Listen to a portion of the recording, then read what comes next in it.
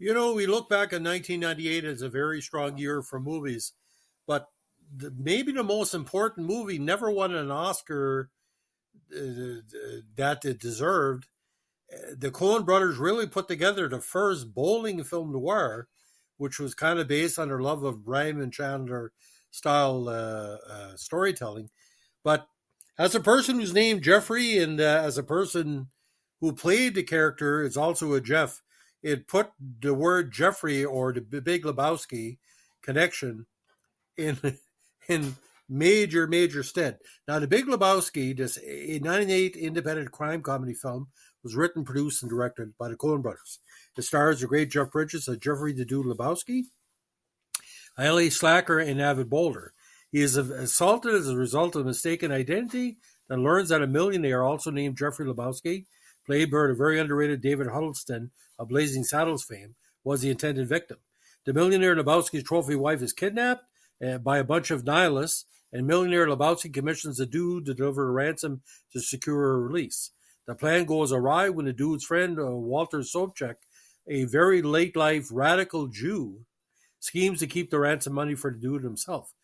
Guest stars including Sam Elliott, Julianne Moore, Steve Buscemi playing the very put-on friend of the main duo, John Turturro as the pedophile Jesus, Philip Seymour Hoffman, Tara Reid, David Thewlis, Peter Stormare, John Polito, and Ben Gazzara in a very good supporting appearance as a nod to film noir.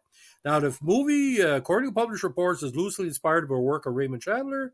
Joel Cohen stated, "We want to do a Chandler kind of story, how it moves episodically and deals with the characters trying to unravel a mystery, as well as having a hopelessly complex plot that's ultimately unimportant." And that's the biggest flaw of the movie. It has all these plot threads that don't really wind together.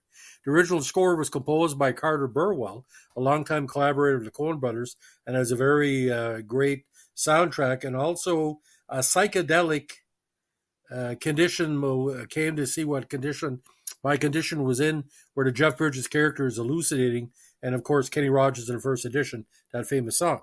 Now, it received mixed reviews at the time of its release. Reviews have since become largely positive, and it's been a go-to movie on a myriad of Canadian American TV and streaming channels.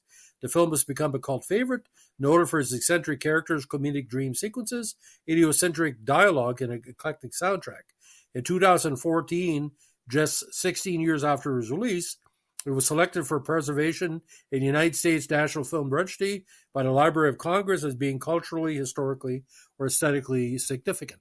So let's put this in perspective. A film noir is going to have four things: a femme fatale, something they're chasing, a whole lot of money involved, and a MacGuffin.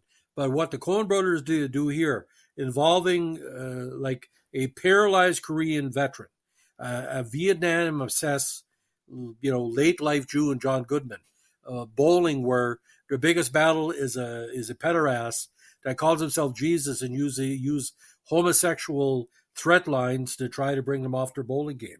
You got Tara Reid playing a trophy wife that's involved with pornography. We have a whole bunch of German nihilists who allegedly kidnapped the Tara Reid character, but didn't kidnap her and do kind of a mistaken identity amputation that has to be seen to believe.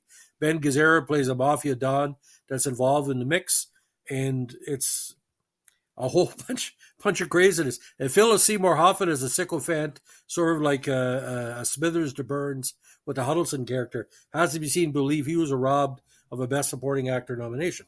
Now, when you watch this movie the first time, you have to watch the unedited version, because the unedited version gives you more plot points in certain scenes than the edited version does, especially the Jesus scenes. Turturro only has 2 or 3 scenes as Jesus in his purple jumpsuit, and he kind of steals the movie from Bridges.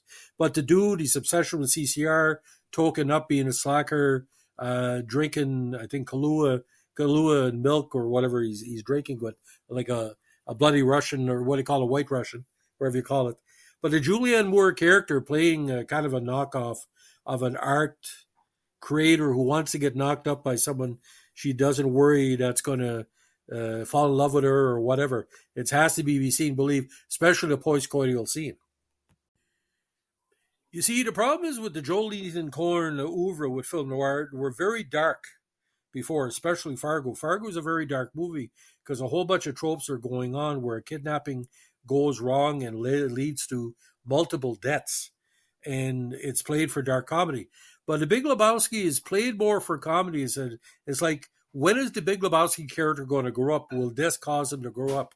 And Sam Elliott playing the roving narrator at the end of the movie, he kind of breaks the fourth wall, talks directly to the audience. Is Julianne Moore ready to have Lebowski's baby? There's never been a sequel to this movie, so that's kind of a.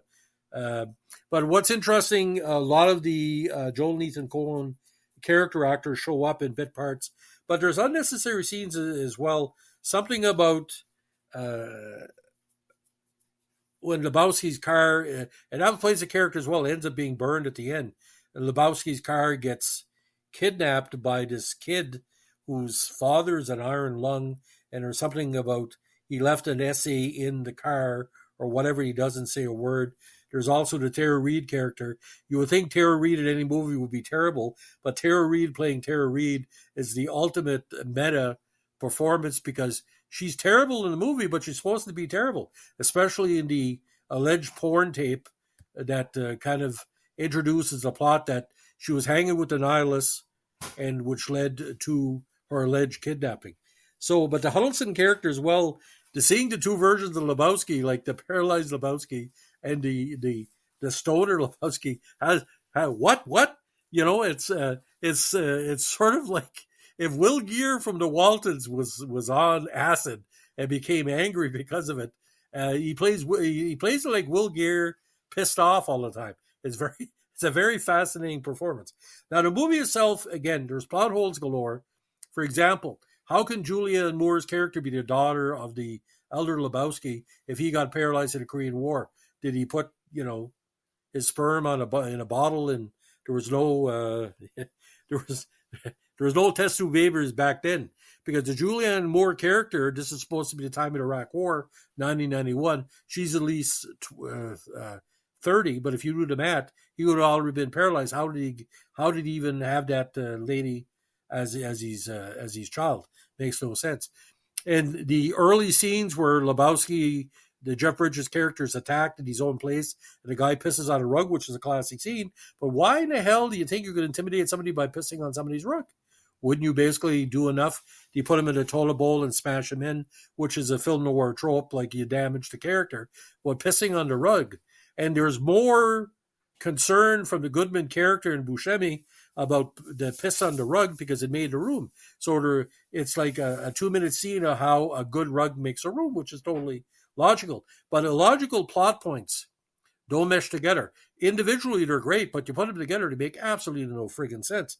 But I mean, the bowling, see, Canada is a candlepin country, most of us anyway, but having, what I call the big pins as a plot point. And this was considered for a while the second best bowling movie ever because that Woody Harrelson movie with not Dennis Quaid, but one of the Quaid brothers, you know what I'm talking about. I forget his name. So The Big Lebowski, 4 stars out of 5. If you like the Cohen Brothers and if you like seamy dark comedy, this is fine. But don't watch Fargo first and think this is like Fargo. Completely different. This is a softer version of the Coen Brothers. Because Fargo, a few years before, it was friggin', evil in a lot of ways. Everybody was trying to cheat everybody else. Although it did have one of the best scenes ever with an Indian beating up a white guy, comparable to Sidney Poitier slapping the sharecropper or like the plantation owner in the heat of the night. As an Indian, I was glad to finally see the white man get a shit kicking from an Indian and not a reversal of fortune. Anyway, if this is the first time you're listening to the channel, we do reviews like this. This is not the movie. By the way, people come on here and see my reviews of certain movies and TV shows. Take it's a whole episode. Why don't you read the timing of the podcast and think to yourself, well, it's a 10-minute podcast. It's not the episode.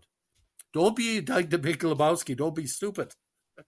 By the way, the Nihilists should add their own movie. They're tremendous. If you're a fan of Kraftwerk, you know what I'm talking about. So thanks for listening. If you like what we're doing with our movie podcasts and reviews, let us know with a like, comment, subscribe, or share. And as all the Jeffrey say, the dude and the governor abides. The governor abides as well. Thanks for listening. Bye.